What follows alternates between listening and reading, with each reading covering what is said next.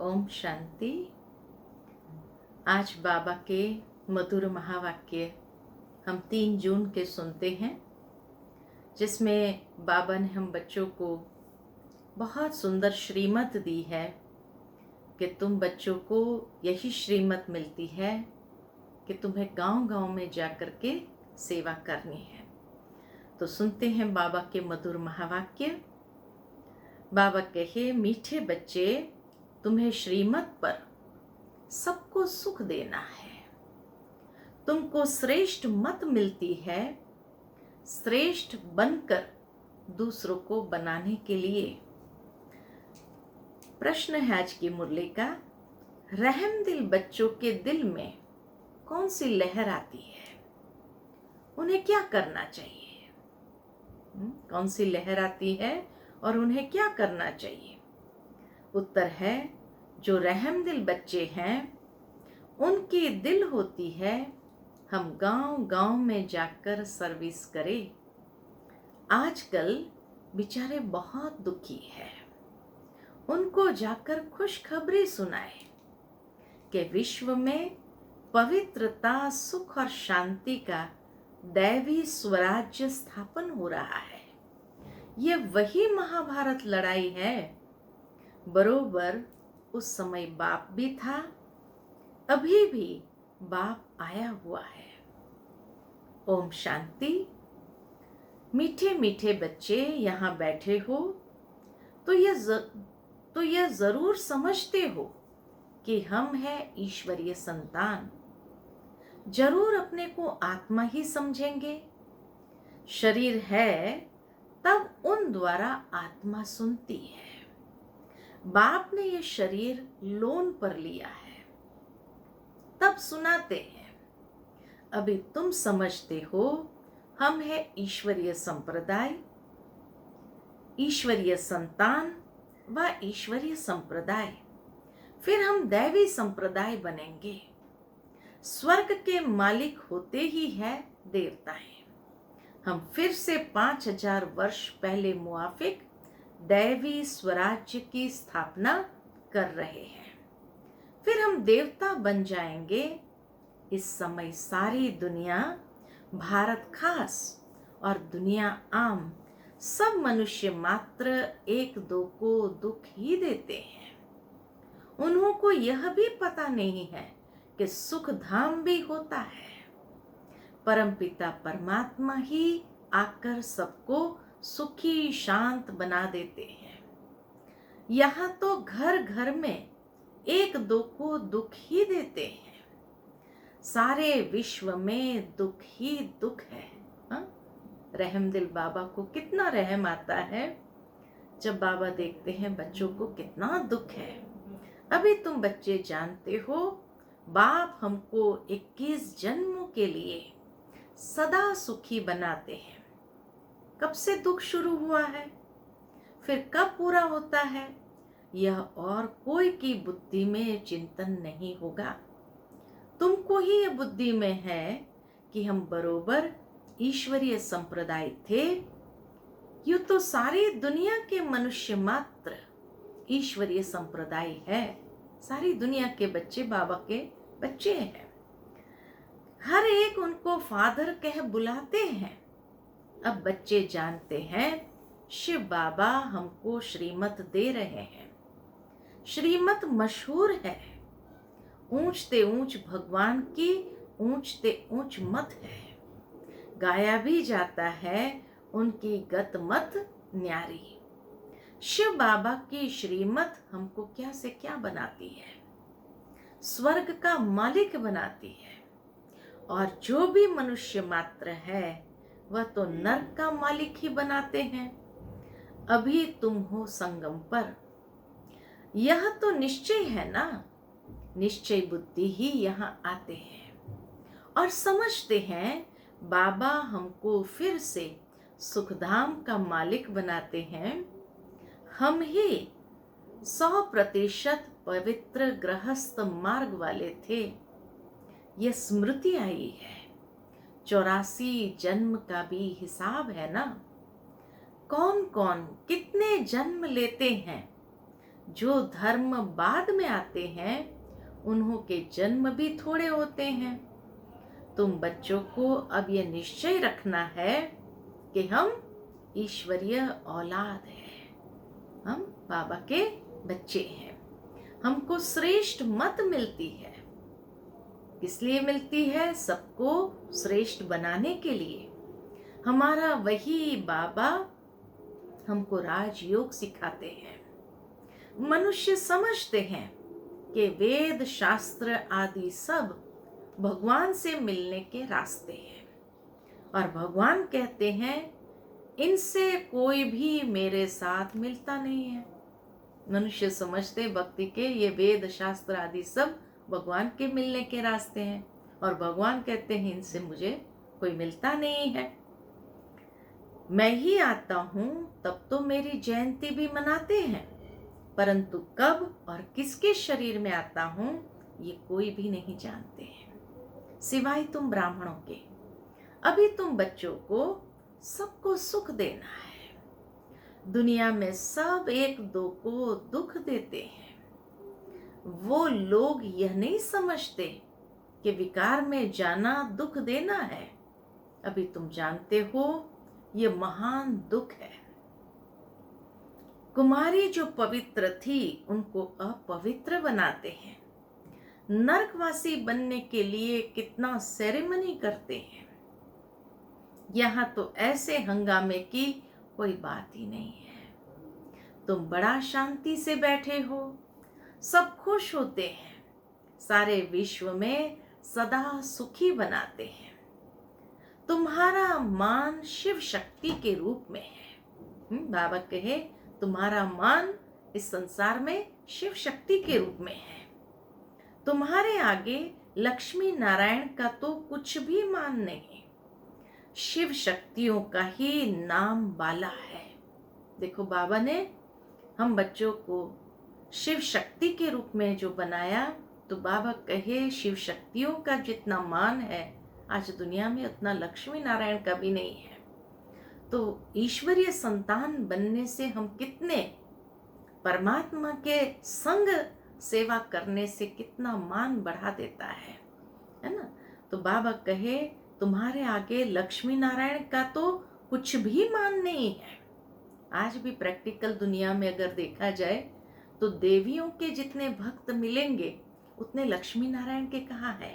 हाँ, शिव के भक्त बहुत मिलेंगे और देवियों के भक्त बहुत माँ माँ करके पुकारते हैं। तो इसीलिए बाबा कहे लक्ष्मी नारायण का भी कुछ मान नहीं है, शिव शक्तियों का ही नाम बाला है।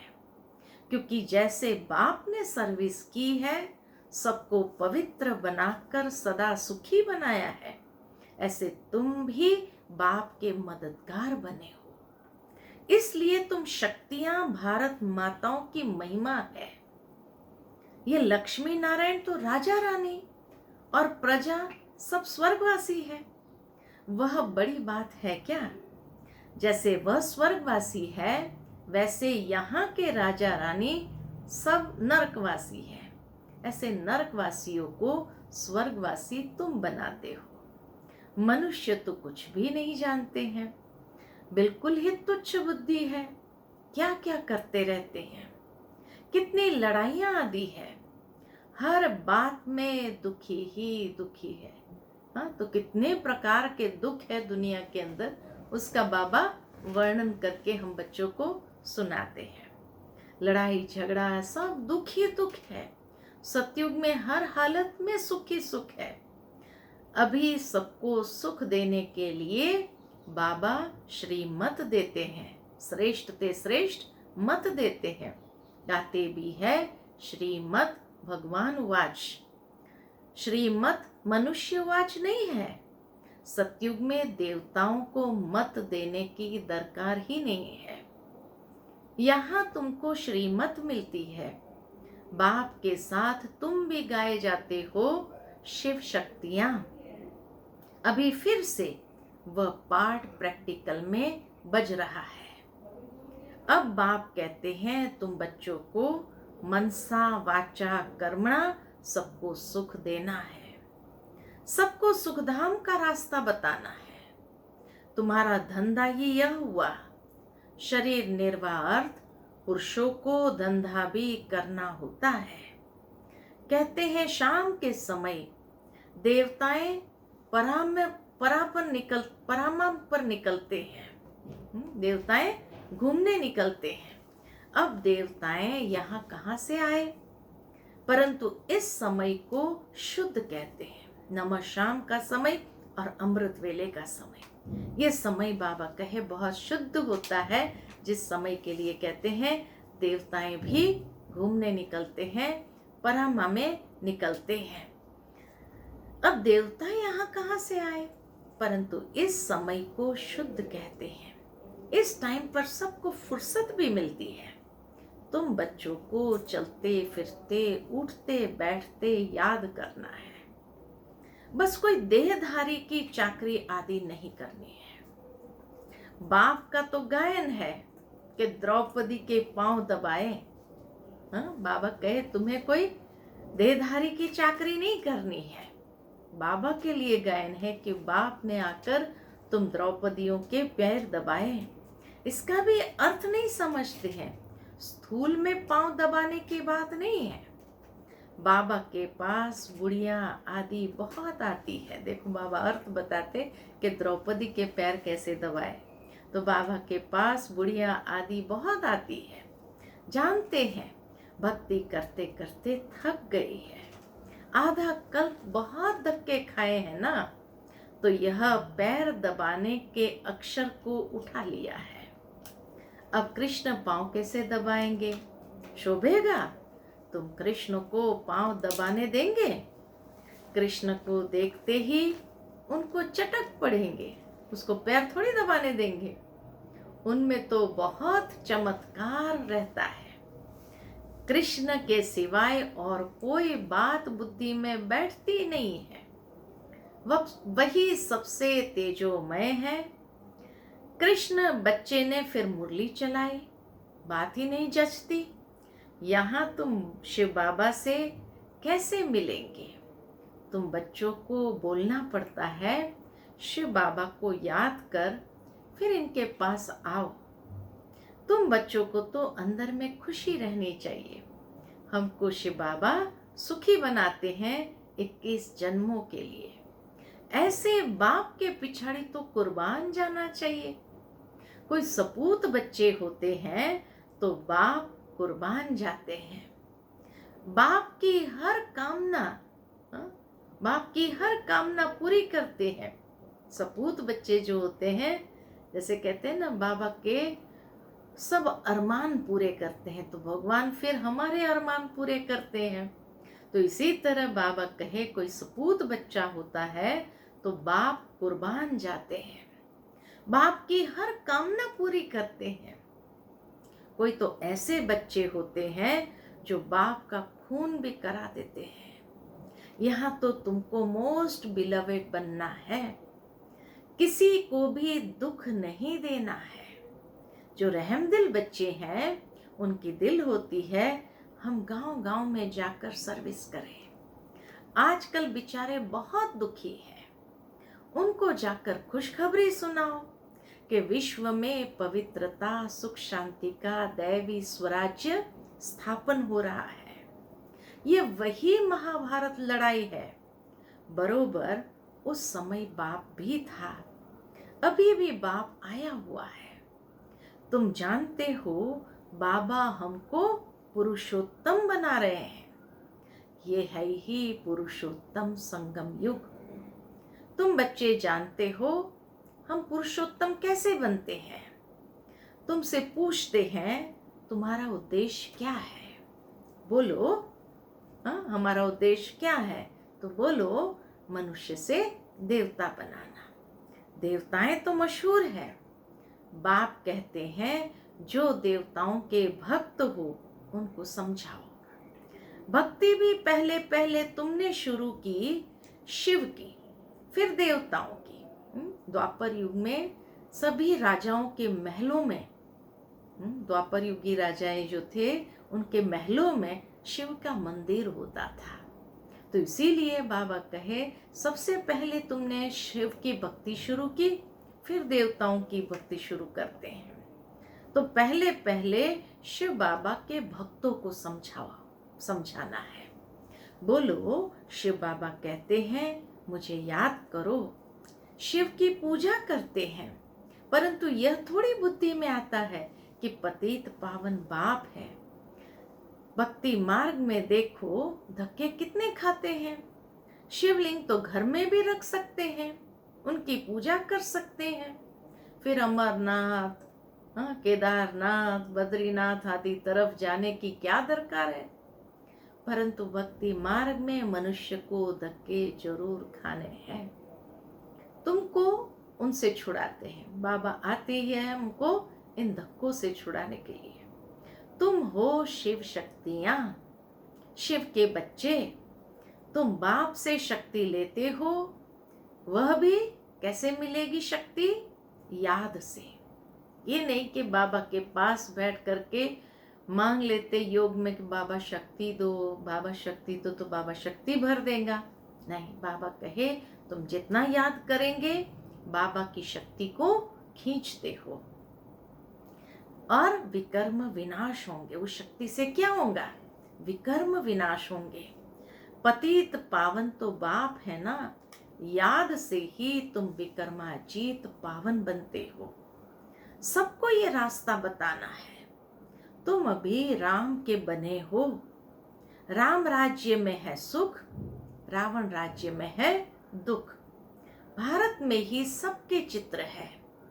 जिनकी इतनी पूजा होती है, ढेर के ढेर मंदिर है। कोई हनुमान का पुजारी, कोई किसका। इसको कहा जाता है ब्लाइंड फेथ। अभी तुम जानते हो हम भी ब्लाइंड थे, हम भी उस अंध भक्ति के अंदर थे। इनको भी मालूम नहीं था ब्रह्मा विष्णु शंकर कौन है, क्या है। जो पूज्य थे वही फिर पुजारी बने। सतयुग में है पूज्य, यहाँ है पुजारी। बाप कितना अच्छी रीति समझाते हैं। तुम जानते हो पूज्य होते ही है सतयुग में, यहाँ है पुजारी, तो पूजा ही करते हैं। तुम हो शिव शक्तियां। अभी तुम न पुजारी न पूज्य हो। बाप को भूल मत जाओ। बाबा की ये रिक्वेस्ट है कि बाप को भूल मत जाओ। ये साधारण तन है ना, इसमें ऊंचते ऊंच भगवान आते हैं।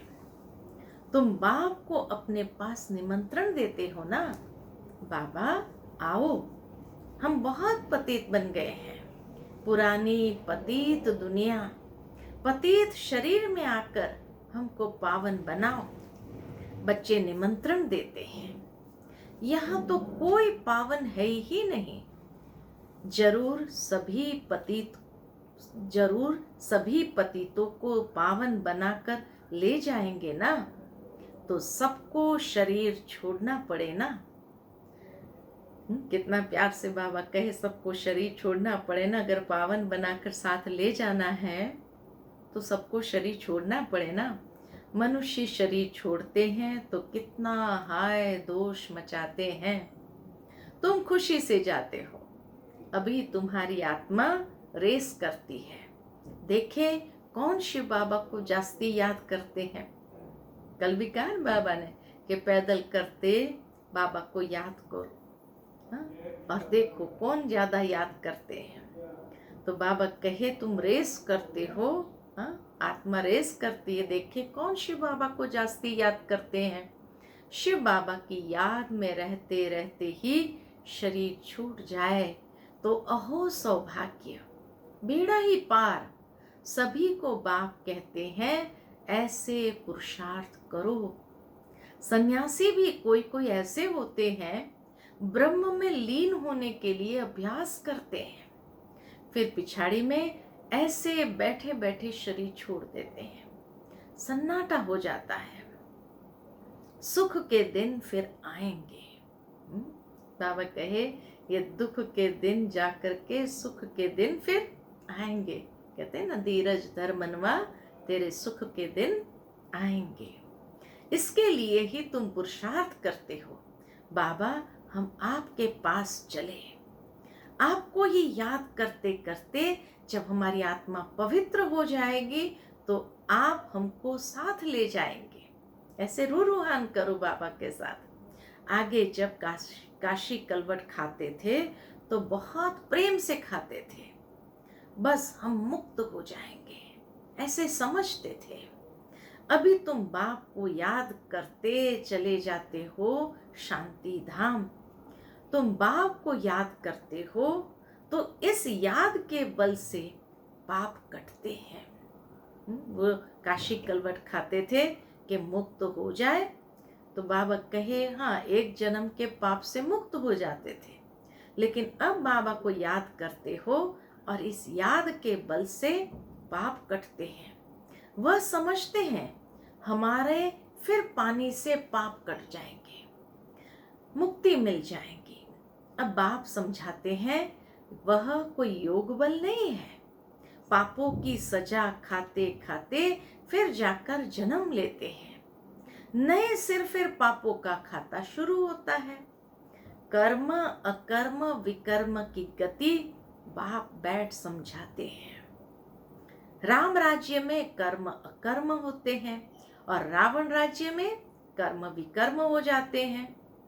वहां कोई विकार आदि होता नहीं। तो बाबा कहे मीठे मीठे फूल बच्चे जानते हैं। देखो कितना प्यार करते हैं बाबा। बाबा हर एक बच्चे को फूल देखते हैं, रूहानी फूल के रूप में देखते हैं। तो बाबा कहे मीठे मीठे फूल बच्चे जानते हैं, बाप हमको सब युक्तियां सब राज समझाते हैं।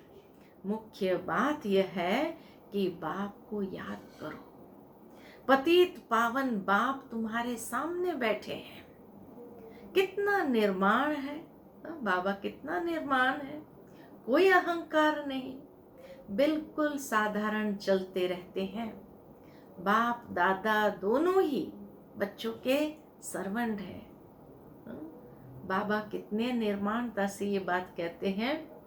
बाबा को सर आंखों पर रखते हैं। बाबा कभी हमारे सर्वेंट न बने, बस फिर भी बाबा कितनी सेवा करते हैं। तुम्हारे 2 सर्वेंट है ऊंच ते ऊंच, शिव बाबा फिर प्रजापिता ब्रह्मा। वो लोग त्रिमूर्ति ब्रह्मा कह देते हैं और थोड़ी जानते हैं त्रिमूर्ति ब्रह्मा क्या करते हैं। कुछ भी पता नहीं है ना। ब्रह्मा के बारे में कुछ भी नहीं जानते हैं कि प्रजापिता ब्रह्मा भी कैसे हमारे पिता है। अच्छा, मीठे मीठे सिकिलते बच्चों प्रति माता पिता बाप दादा का याद प्यार और गुड मॉर्निंग। रूहानी बाप की हम रूहानी बच्चों को नमस्ते और हम रूहानी बच्चों की रूहानी माता पिता बाप दादा को याद प्यार गुड मॉर्निंग और नमस्ते नमस्ते। शुक्रिया बाबा, शुक्रिया। धारणा के लिए मुख्य सार। पहली पॉइंट, सदा यह निश्चय रहे कि हम ईश्वरीय संतान हैं। हमें श्रेष्ठ मत पर चलना है।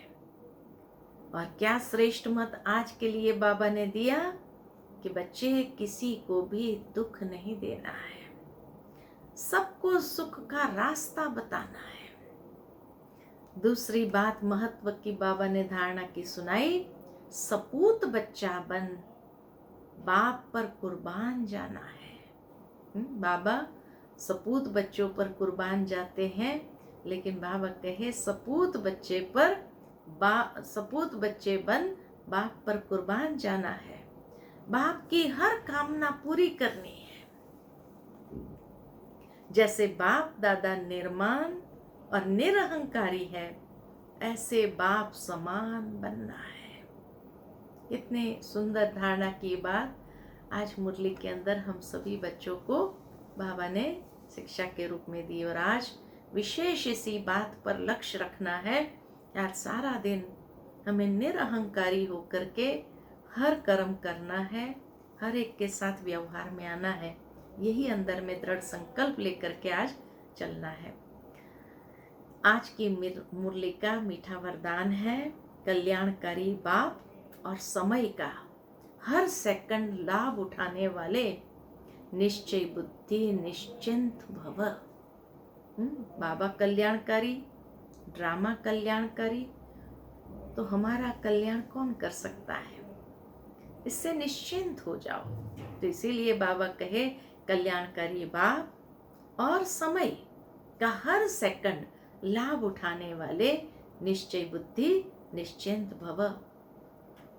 जो भी दृश्य चल रहा है उसे त्रिकालदर्शी बनकर देखो। हिम्मत और उल्लास में रहे, स्वयं भी समर्थ आत्मा बनो। हिम्मत और उल्लास में रहे, स्वयं भी समर्थ आत्मा बनो और विश्व को भी समर्थ बनाओ। स्वयं के तूफानों में हिलो मत, अचल बनो।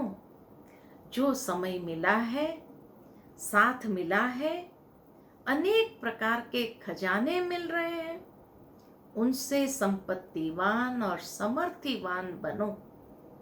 सारे कल्प में ऐसे दिन फिर आने वाले नहीं है जहां हमें ये समय मिला है, साथ मिला है और सारे खजाने मिले हैं, इतने समर्थिवान, संपत्तिवान। तो बाबा कहे, सारे कल्प में ऐसे दिन फिर आने वाले नहीं है। इसलिए अपनी सब चिंताएं बाप को देकर निश्चय बुद्धि बन सदा निश्चिंत रहो। कल्याणकारी बाप और समय का हर सेकंड लाभ उठाओ। आज के मुरली का स्लोगन है, विशेष बाबा प्रतिदिन जो हम बच्चों को वरदान स्लोगन देते हैं उस पर अटेंशन देने से उस दिन बहुत वो स्लोगन और वरदान हमें प्राप्ति का अनुभव कराता है। तो आज का स्लोगन है, बाप के संग का रंग लगाओ तो बुराइयां स्वतः समाप्त हो जाएगी। बस संग का रंग लगाते चलो और बुराइयां स्वतः समाप्त हो जाएगी। तो आज क्या ये वरदान और ये स्लोगन, निश्चय बुद्धि निश्चिंत भव रहो। ठीक है? अच्छा, ओम शांति।